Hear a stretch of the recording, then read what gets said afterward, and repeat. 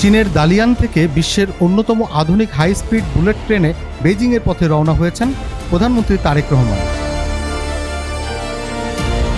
বুধবার স্থানীয় সময় দুপুর 1:30 দালিয়ান শহর থেকে বেইজিংয়ের উদ্দেশ্যে যাত্রা শুরু করেন তিনি। এ সময় সফর সঙ্গী হিসেবে তার সঙ্গে রয়েছেন সহধর্মিণী জুবাইদা রহমান।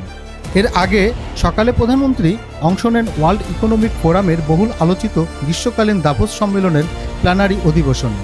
চীনের দালিয়ান আন্তর্জাতিক সম্মেলন কেন্দ্রে অনুষ্ঠিত ইনোভেটিভ অ্যাট স্কেল শীর্ষক এই সেশনে বিশ্ব অর্থনীতি, প্রযুক্তিগত উদ্ভাবন এবং আন্তর্জাতিক সহযোগিতা নিয়ে আলোচনা করেন বিভিন্ন দেশের সরকার প্রধান ও নীতি নির্ধারকরা।